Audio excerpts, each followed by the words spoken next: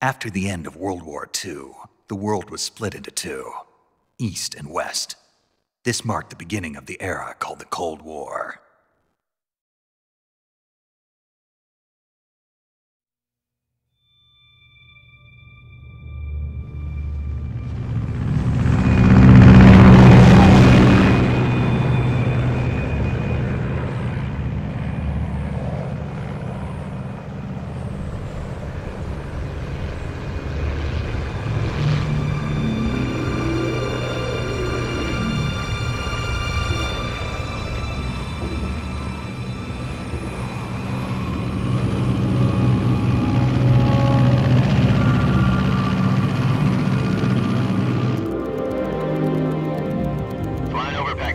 Altitude 30,000 feet.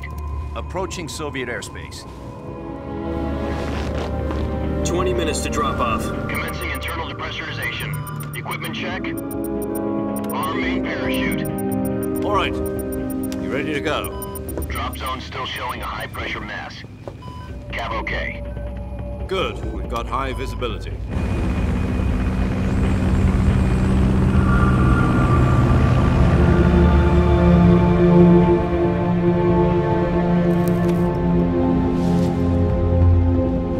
Put out that cigar. Connecting oxygen hose to interior connector. Put on your mask.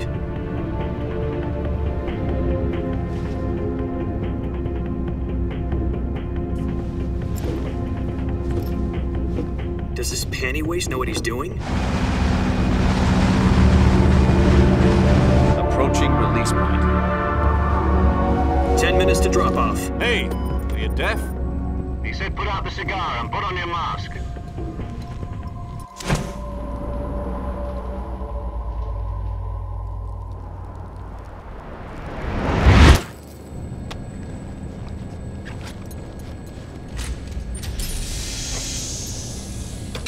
Depressurization complete. Checking oxygen supply. 6 minutes to drop off. Opening rear hatch.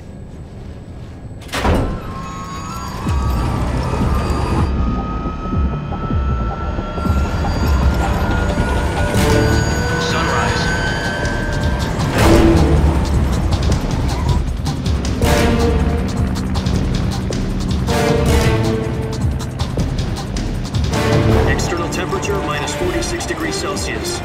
2 minutes to drop off. Stand up. You'll be falling at 130 miles per hour. Try not to get frostbite from the wind chill. 1 minute to drop off. Move to the rear. Activate bailout model. This is one for the history books. The world's first halo jump. 10 seconds to drop off. Stand by. Status okay, all green. Prepare for drop-off. Countdown. 5, 4, 3, 2, 1. Spread your wings And fly. God be with you.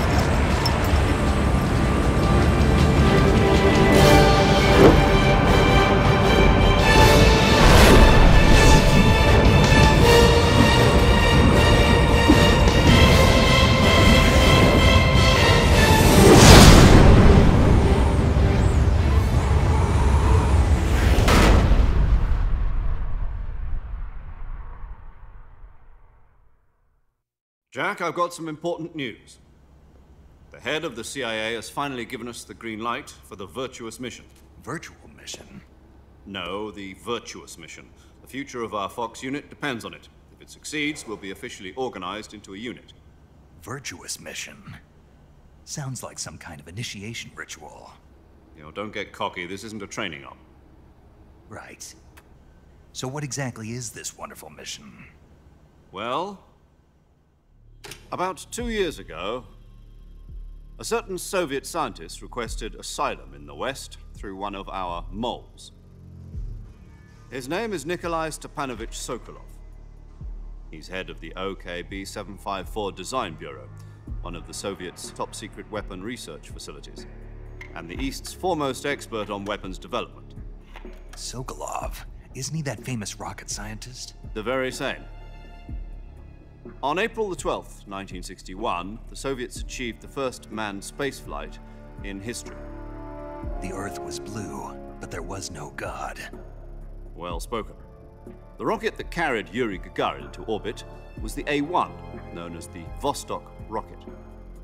Sokolov is said to be the man most responsible for the multi-engine cluster used in that rocket.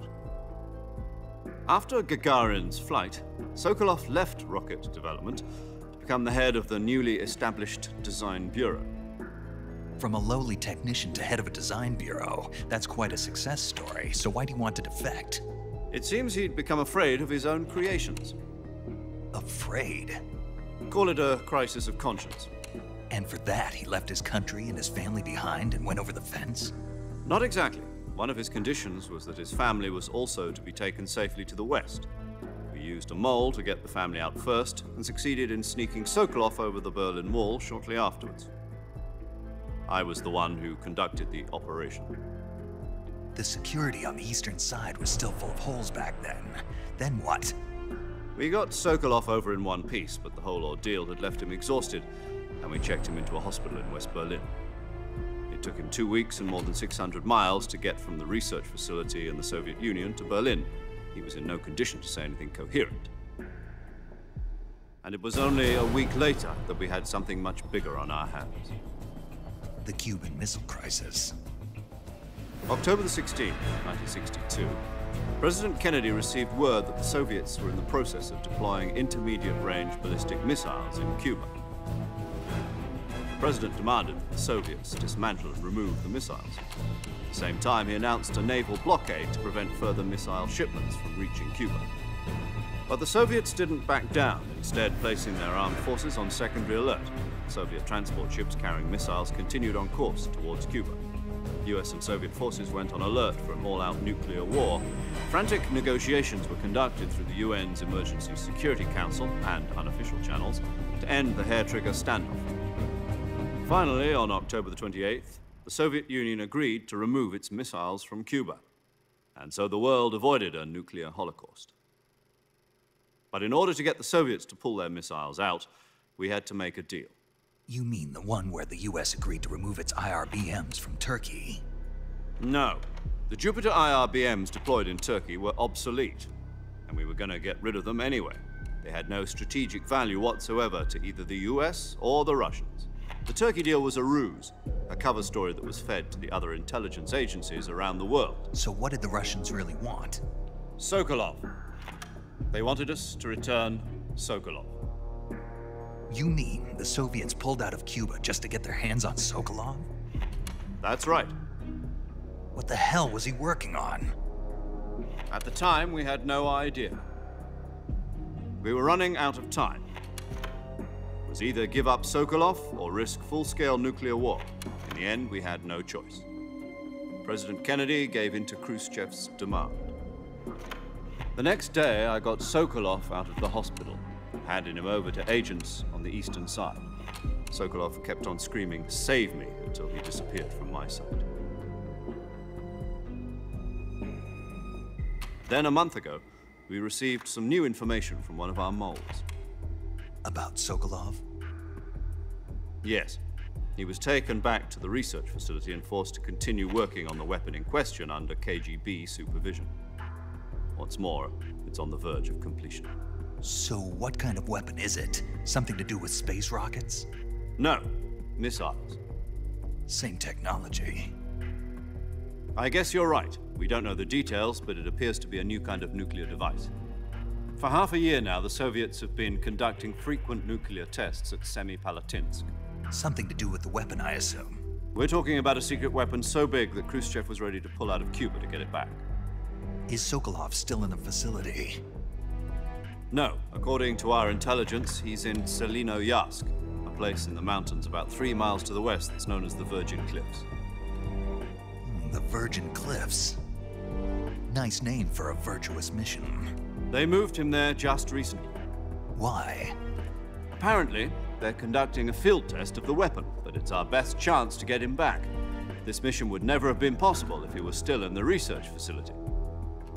This is our last chance. Sokolov must have known that too when he contacted us.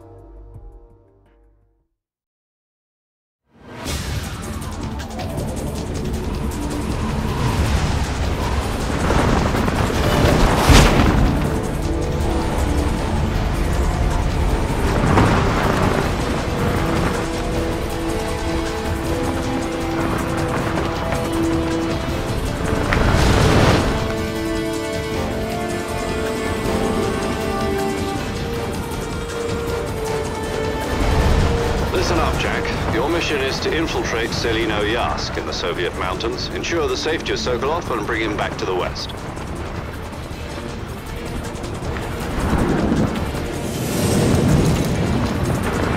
If we don't get Sokolov back before that weapon is complete, we'll be facing a major crisis. The clock is ticking.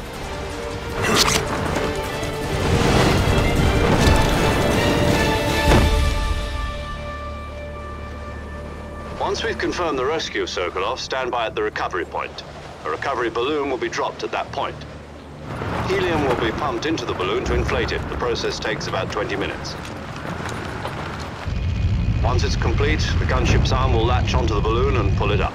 The Fulton surface-to-air recovery system. I'm familiar with the theory. Take it easy. It's been combat-proven. Do you think Sokolov is up to it? The shock will be less than during a parachute jump, and the arm can handle up to 500 pounds. So you're planning on going over the border in a single combat talent? She's equipped with two 6-barrel 20mm Vulcan cannons, as well as two 40mm machine guns. Sounds like she could hold her own against a battalion of tanks. Even with the fuel in the reserve tank, we're facing a 4-hour time limit. If all goes well, it shouldn't take more than a few hours. Home in time for dinner. But if anything goes wrong, You'll be eating dinner, breakfast, and all the rest of your meals in the jungle.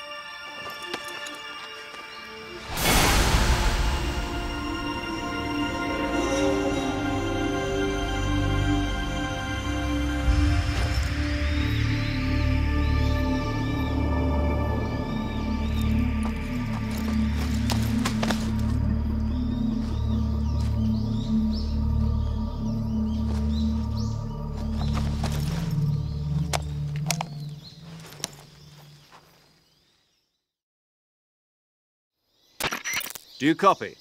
You're already in enemy territory, and somebody might be listening in.